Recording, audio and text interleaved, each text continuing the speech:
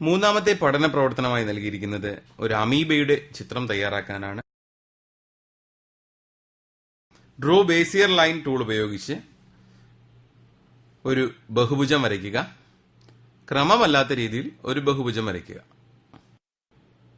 Mouse click ചെയ്യുകയേ വേണ്ടൂ. ബഹുഭുജം പൂർത്തിയാകുന്നു. Edit path by node tool ഉപയോഗിച്ച് ഈ ബഹുഭുജത്തിന്റെ വരകൾ വളയ്ക്കുക. നോഡുകളുടെ സ്ഥാനം ആവശ്യമുള്ളിടത്ത് ക്രമീകരിക്കുകയും ചെയ്യാം. Edit path by node tool ഉപയോഗിച്ച് വരകൾ വളയ്ക്കുന്നു. ഇപ്രകാരം ഒരു ക്രമമല്ലാത്തൊരു ഷേപ്പ് തയ്യാറാക്കാം. സെലക്ഷൻ ടൂളിൽ ക്ലിക്ക് ചെയ്ത ശേഷം ഒരു നിറം നൽകുക. ഗ്രേഡിയന്റ് ടൂൾ എടുത്ത് റേഡിയൽ ഗ്രേഡിയന്റ് നൽകി അനുയോജ്യമായി നിറം ക്രമീകരിക്കുക. റേഡിയൽ ഗ്രേഡിയന്റിൽ 3 നോഡുകൾ ലഭ്യമാണ്. മധ്യത്തുള്ള നോഡിൽ ഒരു ലൈറ്റ് കളർ, പുറത്തുള്ള നോഡിൽ ഒരു കടുത്ത നിറവും നൽകി കളർ ക്രമീകരിക്കാം. ഫിൽ ആൻഡ് സ്ട്രോക്ക് സങ്കേതത്തിന്റെ സാധ്യതകളും നമുക്കിവിടെ ഉപയോഗിക്കാവുന്നതാണ്.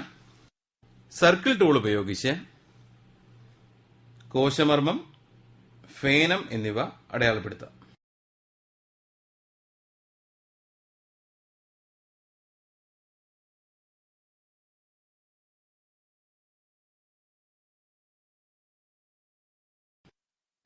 ന്യൂക്ലിയസ് വരച്ച ശേഷം റേഡിയൽ ഗ്രേഡിയന്റിന്റെ സാധ്യത ഉപയോഗിച്ച് ക്രമീകരിക്കാവുന്നതാണ്. 3 നോഡുകൾ ലഭ്യമാണ്. നോഡുകളുടെ നിറം ക്രമീകരിക്കുക. ഇപ്രകാരം കോശമർമ്മവും അടയാളപ്പെടുത്താം.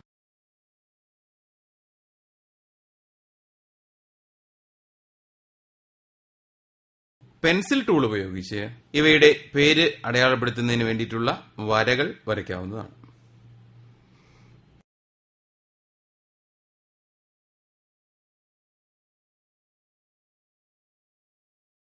ടെക്സ്റ്റ് ടൂൾ ഉപയോഗിച്ച് ആ വരകളുടെ അറ്റത്തായി ക്ലിക്ക് ചെയ്ത് ഓരോന്നിന്റെയും പേരും നൽകുക.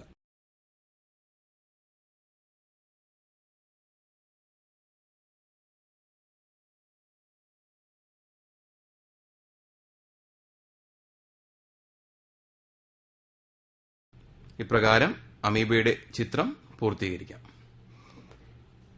ഇങ്ക്സ്കേപ്പിൽ തയ്യാറാക്കിയ ചിത്രങ്ങളുടെ പകർപ്പുകൾ എടുക്കുന്നതിനുള്ള സംവിധാനവും ഇങ്ക്സ്കേപ്പ് ഒരുക്കുന്നുണ്ട്.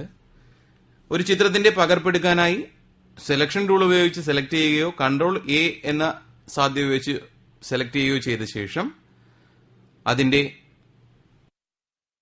എഡിറ്റ് ഡ്യൂപ്ലിക്കേറ്റ് എന്ന ക്രമത്തിൽ ക്ലിക്ക് ചെയ്ത് അതിന്റെ പകർപ്പെടുക. ആ പകർപ്പിനെ മാറ്റിവെക്കുക. സെലക്ഷൻ ടൂൾ ഉപയോഗിച്ച് അതിന്റെ വലിപ്പം ക്രമീകരിച്ച് കൊണ്ടുവരാം. ഇപ്രകാരം എത്ര പകർപ്പുകൾ എടുക്കാനുള്ള സംവിധാനവും ഇങ്ക്സ്കേപ്പ് ഒരുക്കുന്നുണ്ട്.